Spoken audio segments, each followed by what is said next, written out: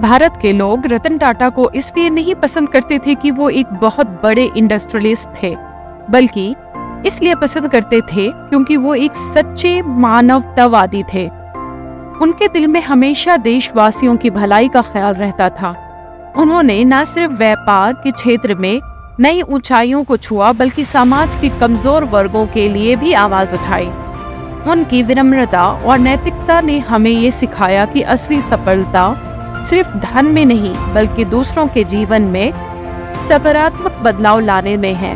रतन टाटा ने साबित किया है कि एक व्यक्ति की सोच और प्रयास से समाज में गहरा परिवर्तन लाया जा सकता है। रतन टाटा का जीवन एक इंस्पायरेशनल कहानी है, जो न सिर्फ उनके बिजनेस स्किल्स बल्कि उनकी कंपैशन टुवर्ड्स ह्यूमैनिटी को भी दर्शाती है। रतन टाटा का जन्म 28 दिसंबर 1937 को हुआ।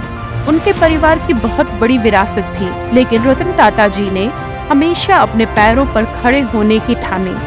वो युवा उम्र से ही अपने दादा जमशेदजी टाटा के सिद्धांतों को समझने लगे थे। एक बार की बात है, जब रतन टाटा ने अपने करियर की शुरुआत की थी, तब उन्होंने एक छोटी सी कंपनी में काम किया। वहाँ उन्होंने देखा कि मजदूरों को काम के दौरान सुरक्षा सुविधाएं नहीं मिल रही थी। ये देखकर उनका दिल टूटा और उन्होंने तुरंत मैनेजमेंट से बात की। रतन टाटा ने मजदूरों की भलाई के लिए कई सुधार लाने का प्रयास किया, जो उनके लिए एक महत्वपूर्ण मोड़ साबित हुआ। एक और यादगार घटना तब हुई जब उन्होंने टाटा ग्रुप्स की बागडोर संभाली। उनके नेतृत्व में टाटा ने कई नए बिजनेस आइडियाज की शुरुआत की, जैसे टाटा नैनो। आप सबको याद होगा, ये कार एक सपना थी जिसे उन्होंने आम आदमी के लिए सुलभ बनाया। लेकिन नैनो का सफर आसान नहीं था, कई कठिनाइयों का सामना करना पड़ा। फिर भी रतन टाटा जी ने हार नहीं मानी और अपने सपने पर काम करते रहे। उनकी पर्सनल लाइफ भी उतार चढ़ाव से भरी हुई थी। रतन टाटा जी ने कभी शादी नहीं की, लेकिन उन्होंने हमेशा अपने परिवार और दोस्तों के साथ गहरे रिश्ते बनाए रखे। उनके पालतू कुत्तों के प्रति उनका प्रेम भी जगजाहिर था और उन्होंने उन सबको अपने परिवार का हिस्सा माना। टाटा ट्रस्ट के माध्यम से उन्होंने एजुकेशन, हेल्थ और वुमेन एम्पावरमेंट के क्षेत्र में महत्वपूर्ण योगदान दिया। आज रतन टाटा हमारे बीच नहीं है, लेकिन आज भी हिंदुस्तान के लोग उनसे उतनी ही मोहब्बत करते हैं।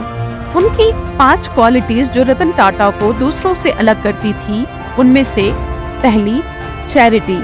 उन्होंने टाटा ट्रस्ट के माध्यम से कई चैरिटीज में महत्वपूर्ण योगदान दिया। वो लगभग 1000 करोड़ हर साल दान करते थे।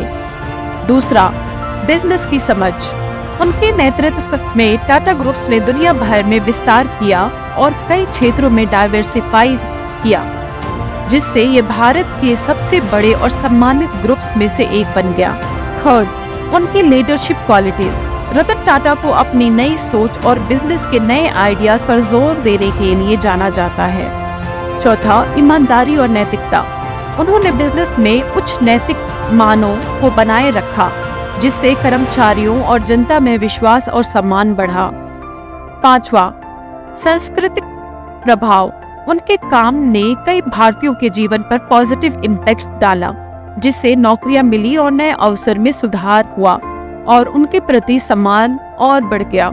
आज जब रतन टाटा हमारे बीच नहीं है, तो उनकी विरासत और वैल्यूज हमें इंस्पायर करती रहेंगी। उनका जीवन हमें ये सिखाता है कि सच्ची सफलता केवल पैसे में नहीं है, बल्कि समाज के प्रति अपनी जिम्मेदारियों को निभाने में है। उनकी कहानी हमें याद दिलाती है कि एक व्यक्ति का प्रभाव कितना बड़ा हो सकता है जब वो मानवता के लिए काम करता है। रतन टाटा का जीवन एक सच्ची प्रेरणा है, इंस्पायरेशन है, जो हमें अपने सपनों के लिए लड़ने और समाज की भलाई के लिए कोशिश करने की प्रेरणा देती है।